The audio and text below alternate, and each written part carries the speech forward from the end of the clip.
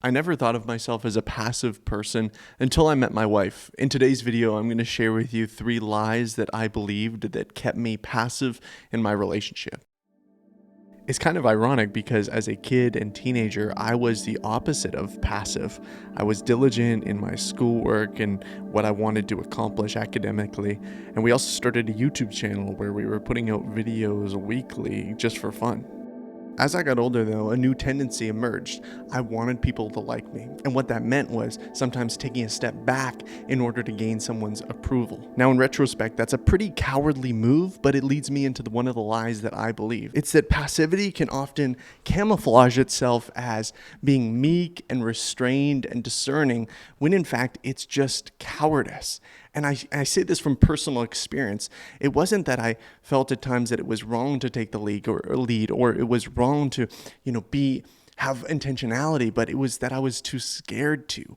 It was easier to just submit to other people and take a step back. One thing became very clear to me when I first met my wife is that my tendency was to take the back seat, especially in this relationship because she's very strong. She wasn't afraid of making tough decisions and taking the lead.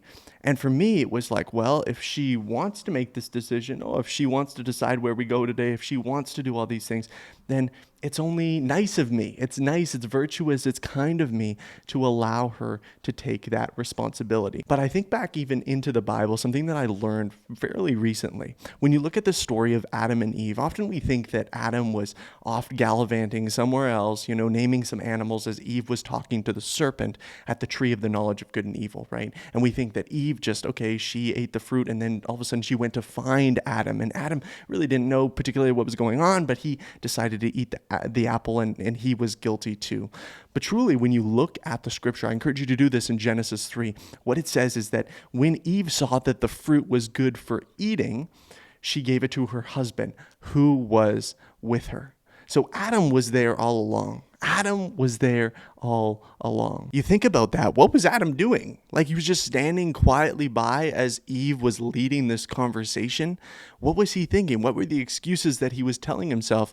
Oh, I don't want to be domineering. Oh, I don't want to be, too pushy. Oh, you know what? She's having this conversation. This is a private conversation. This is her matter. This is her business. Maybe he was even interested in this conversation. He was thankful that Eve had the courage to have this conversation with this strange serpent. And this takes me to the second lie that I was believing, and it's that passivity tells us that if we stay quiet and if we stay silent, just like Adam, then it's not a responsibility, that we don't have to deal with it. We don't have to face the consequences.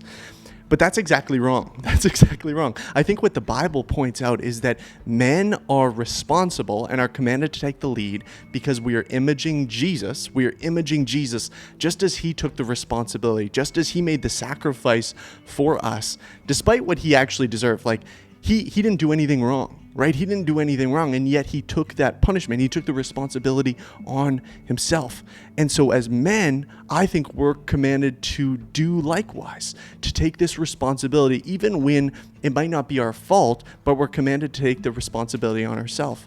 When it comes to passivity, we need to understand too, it is our role, it is our responsibility to take the lead. And when we decide to just dip, when we decide to just run away, like think about it. Is the general of an army still culpable, still responsible for the loss and for the beatdown that his army is getting, even when he runs away? Yeah, because it's still his role. It's still his responsibility. Just because he's a coward doesn't get him out of the role. Dang, that was a lot of squatting. I need to work out. There's this last lie that I was believing, but I need to get a particular scripture out for you. Let me get that. Okay, this is Genesis 3:16. It says, "To the woman," he said, this is God saying, "I will surely multiply your pain in childbearing. In pain you shall bring forth children. Your desire shall be contrary to your husband, but he shall rule over you." I was looking at a few different commentaries on this, and it feels like the consensus is that when it talks about her desire being contrary to her husband, or her desire being for her husband, as some translations say, it's saying that the woman's desire will be to rule over her husband, to have the power, to have the authority, to have the headship of the husband. And so here's the last lesson. It's that passivity, it feels natural because both men and women want to go into their fleshly roles, their fleshly fleshly desires, which is for men to be passive, to be apathetic, to be lazy, and for women to take the lead, to be the man. Honestly, it scares me as a young guy just married. I don't want the kind of household where the father is just apathetic to everything and the woman is just making the decisions. And you see those kinds of households, you see those kinds of relationship dynamics. Why? Because it's easy. Because it falls into our flesh. It's what our sinful flesh wants. Here's the truth, is that Jesus is the perfect example of this. He's the perfect example of not being a passive man. In no way, shape, or form was he passive, right? He picked his moments. Yes, he was sure to be meek and restrained where he needed to be, where he knew he needed to be. And yet in those moments where he was supposed to speak and to protect those around him, he didn't shirk that responsibility. The truth is I make mistakes, a lot of mistakes. And thankfully, Jesus is there to forgive us, to give us grace, to encourage us on as men. And I don't want you to lose hope. Like if you feel like you've been a passive man for years, right?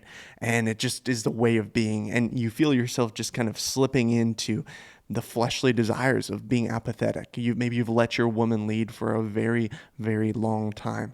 There's grace for you. There's hope for you. Like it's not the end, right? It's not the end. I've made tons of mistakes. And yet Jesus, once again, is calling us to stop sulking, to stop being in self-pity. Oh, woe is me. I'm such a bad guy. I suck. I'm awful. It's just like Peter, when Peter screwed up and he denied Jesus. And what did Jesus immediately after meeting him again after the resurrection, what did he call him to do? It wasn't like, oh, continue to sulk and feel bad and just be in self-pity your whole life. No, feed my sheep. Feed my sheep. Do you love me? Feed my sheep. And for you as men, what are you called to do? Lead your wife, to lead the people around you, to act honorably, to be humble, to be meek, to be discerning. Hey, you haven't done a good job. I understand. I haven't either. But once again, God is calling us to pursue him on this mission. If you got something from this video, I'd encourage you to share it with a guy friend in your life that you think might benefit from it as well. If you want to support what I'm doing, the mission that I have, and I'd really ask you to consider this, it would be a huge help, is to support on Patreon. Join the Brotherhood on Patreon, link in description.